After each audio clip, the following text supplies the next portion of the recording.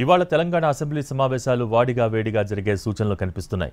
అధికార కాంగ్రెస్ పార్టీ వివిధ అంశాలపై పవర్ పాయింట్ ప్రెజెంటేషన్ ఇచ్చేందుకు రెడీ అవుతోంది. అయితే ప్రభుత్వానికి ధీటుగా సమాధానం చెప్పేందుకు ప్లాన్ చేస్తోంది ప్రధాన ప్రతిపక్షమైన బీఆర్ఎస్. దీంతో సభలో మరోసారి వాడివేడి చర్చలు జరిగే అవకాశం కనిపిస్తోంది. ఉదయం 11 గంటలకు సమావేశాలు ప్రారంభం కానున్నాయి. గవర్నర్ ప్రసంగానికి ధన్యవాద తీర్మానాన్ని ఆమోదించిన తర్వాత అసెంబ్లీ సమావేశాలు ఇవాళ్టికి వాయిదా పడ్డాయి. ఇవాళ సమావేశాలు ప్రారంభమయ్యాక సభలో మాజీ ఎమ్మెల్యేల మృతి పట్ల సంతాపం ప్రకటించనున్నారు. తర్వాత రాష్ట్ర ఆర్థిక స్థితిగతులపై స్వల్పకాలిక చర్చ జరగనుంది.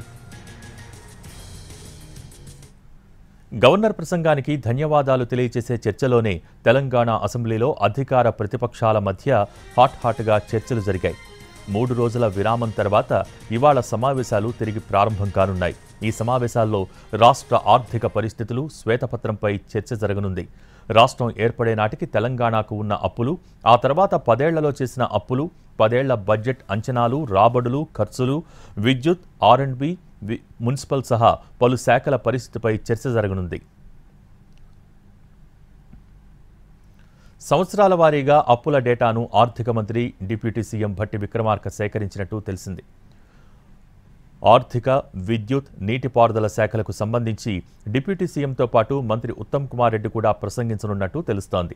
ప్రభుత్వం ఆర్థిక స్థితిగతులపై శ్వేతపత్రం విడుదల చేస్తూ ఉండడంతో బీఆర్ఎస్ దీన్ని ఎదుర్కొనేందుకు గట్టిగానే ప్లాన్ చేస్తోంది.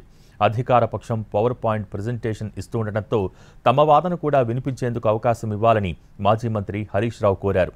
తాము కూడా పవర్ పాయింట్ ప్రెజెంటేషన్ ఇచ్చేందుకు అనుమతి ఇవ్వాలని స్పీకర్కు లేఖ రాశారు.